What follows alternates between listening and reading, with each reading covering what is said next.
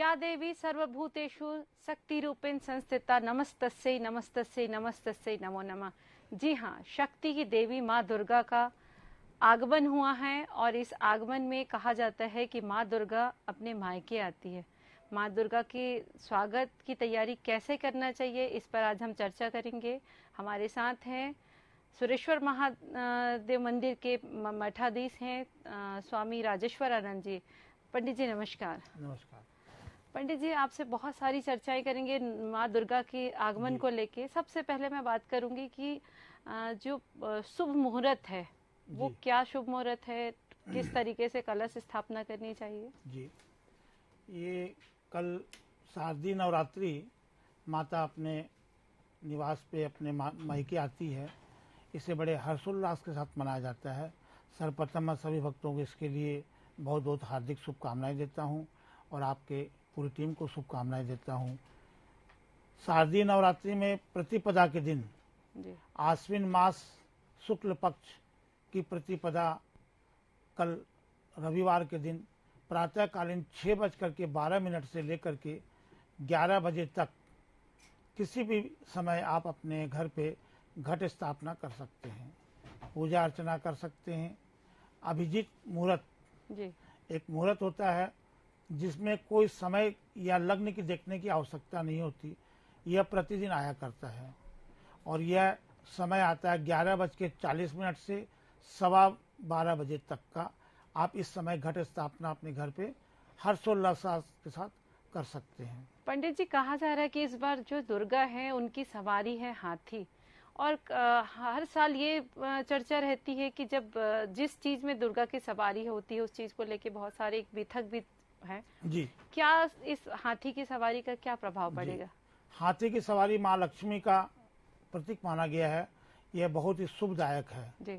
आम सभी आदमी नागरिक सभी भक्तों के लिए बहुत ही फलदायी रहेगी। परंतु साथ ही यह अवश्य कहा गया है कि जब माता दुर्गा जा रही है तो यह मुर्गे के ऊपर बैठ के जा रही है, जो कि राजतंत्र को इसका भय अवश्य रहेगा। मतलब थोड़ी राजनीतिक उथल पुथल की संभावनाएं दिख रही हैं। राजनीतिक उठापटक बहुत रहेगी। जी जी जी।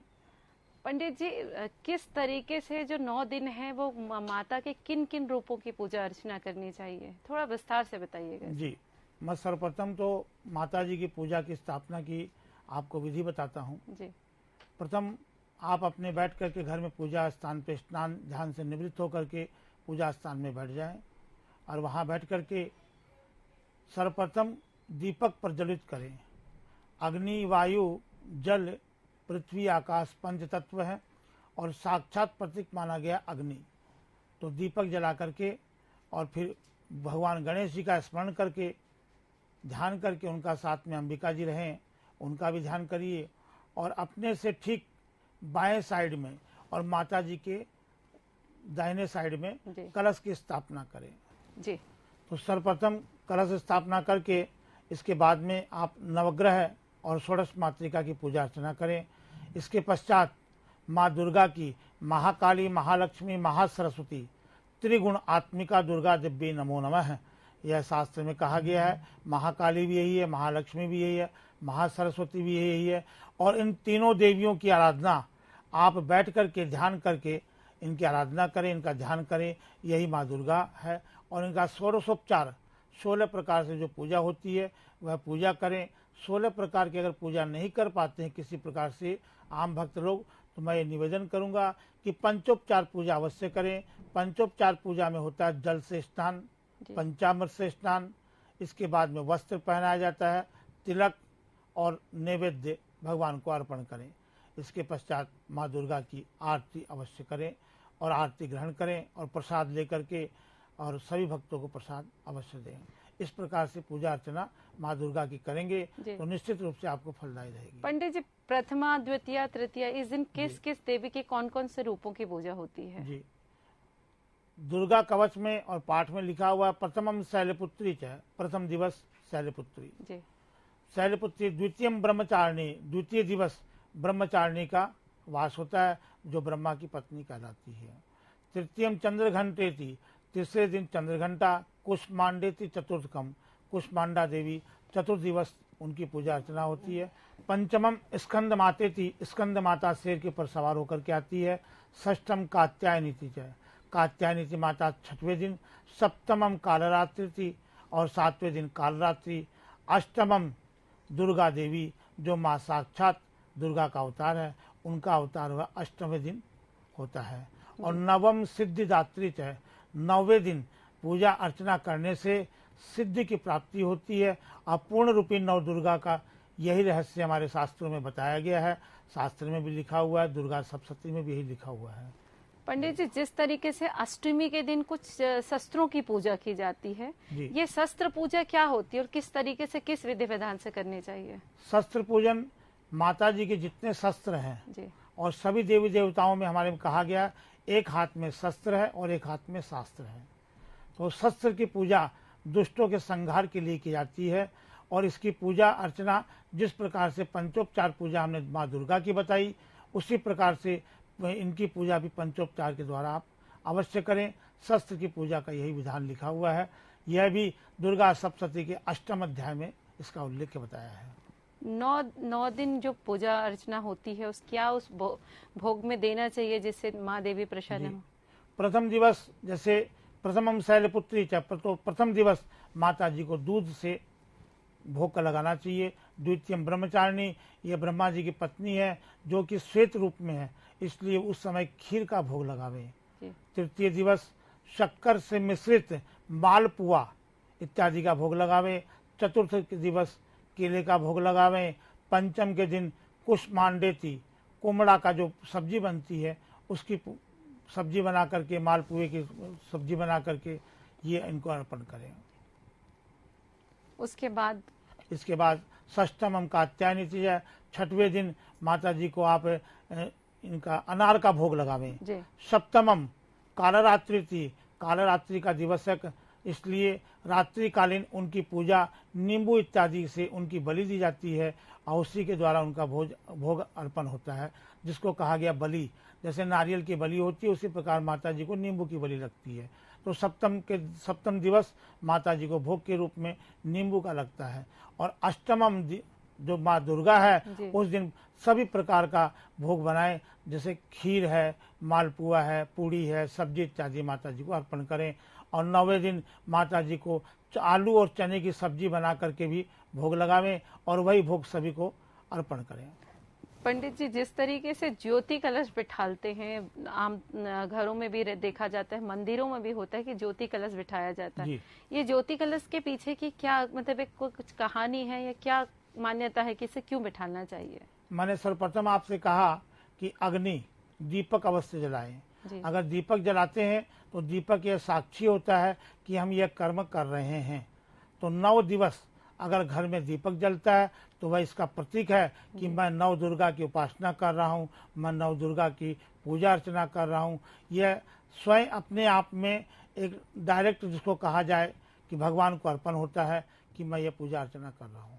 एक जमारा के तरीके का होता है, जो छत्तीसगढ़ में आमतौर पे देखा जाता है कि जमारा के रूप में होता है कि कुछ गेहूं की बालियों के साथ में बैठाते हैं। तो ये गेहूं की बालियां उसमें क्यों रखती हैं? गेहूं की बाली एक हमारे सांस्कृतिक रूप से कहा जाए, जिसको कि पुरातत्व के हिसाब से, तो अगर जमारे की बाली अगर उसमें बोई जाती है और वह जमारा अच्छा होता है तो यह मान्यता है कि इस वर्ष बारिश बहुत अच्छी हुई है और हमारे लिए यह अच्छा प्रसाद के रूप में बताया गया है। पीला जवारा किसानों के लिए ये बहुत फलदायी होता है, अगर कहा किसानों के लिए बहुत फलदायी है। पीला जवारा अगर आता है तो यह सामान्यतः सुंदर रहता है। हरा जवारा किसानों के लिए बहुत उत्तमदायक है, जिसमें किसानों को बहुत ज़्यादा ही मतलब कहा जाए तो आरोग्यता की प्राप्ति होती है, धन की प्राप्ति होती है, लक्ष्मी की प्राप्ति होती है। इसी प्रकार से श्वेत जवारा भी आता है, जो माता का स्वयं साक्षात प्रतीक है कि मैं यहाँ पे आकर के आपके यहाँ विराजमान हो गई, जो कि बहुत कम प्रायः देखा गया है।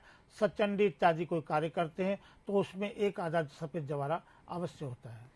पंडित जी, इन दिनों नवरात्र का जो उत्सव मनाते हैं कि दुर्गा उत्सव कहा जाता है, और इस उत्सव के दौरान में रंगों का काफी महत्व देखा जाता है कि प्रथम दिन आप इस रंग के वस्त्र पहने। ये 9 दिन के जो वस्त्र हैं वो किन रंगों के साथ प्रतीक होते हैं? किस तरीके के वस्त्र पहनना चाहिए इन 9 दिनों में?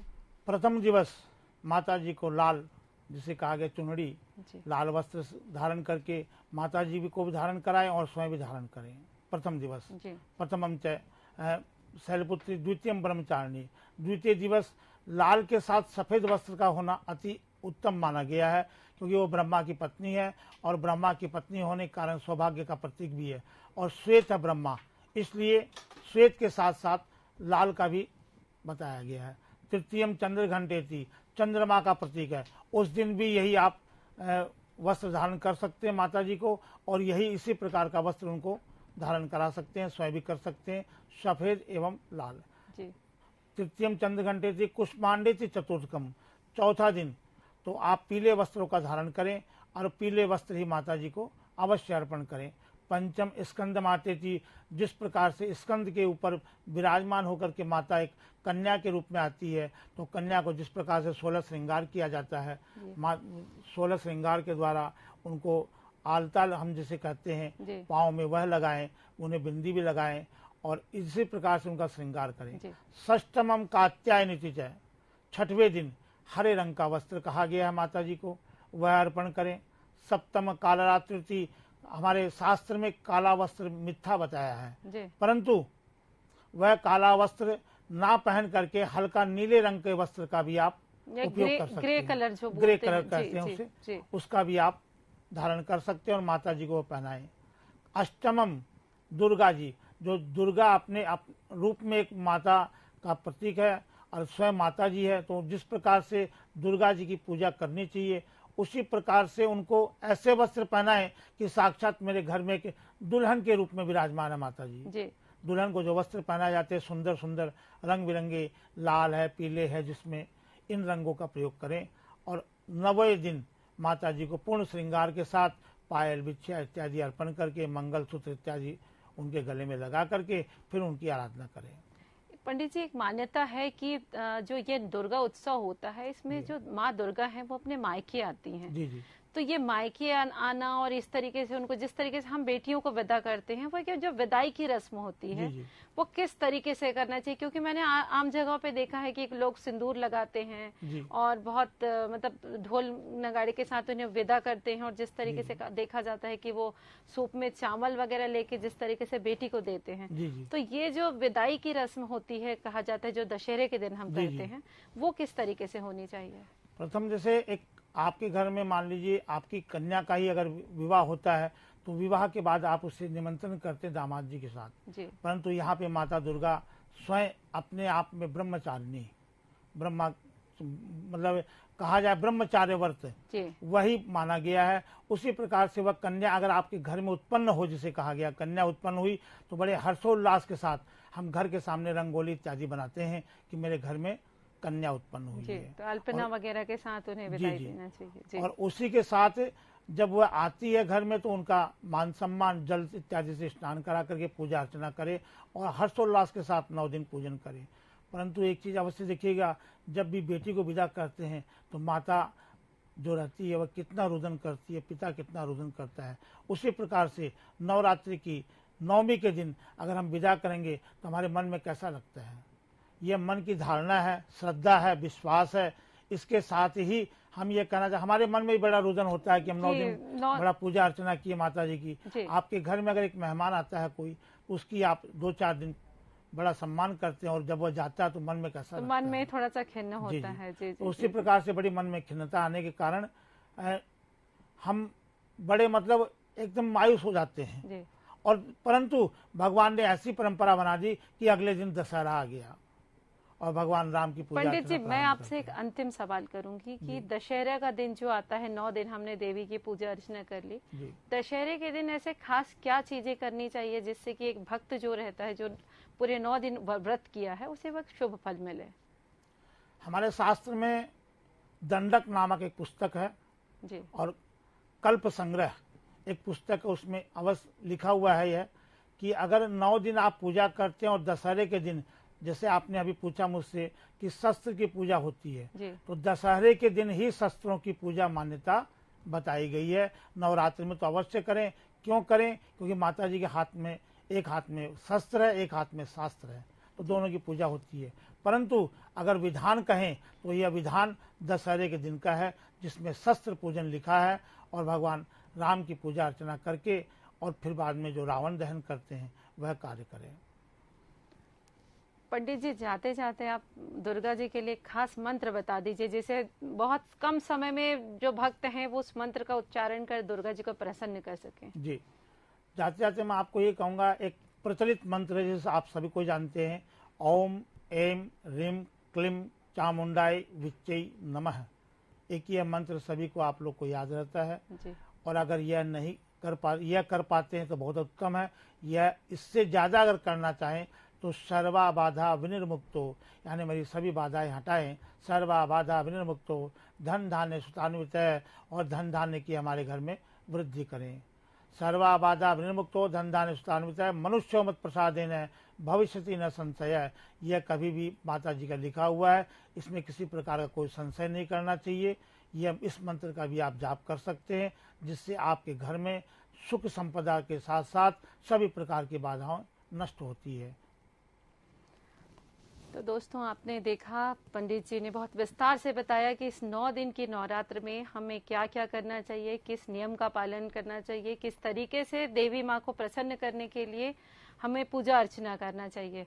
इसी तरीके से हम आपके साथ नवरात्र में और भी जुड़े रहेंगे। बने रहिए TV24 के साथ। नमस्कार।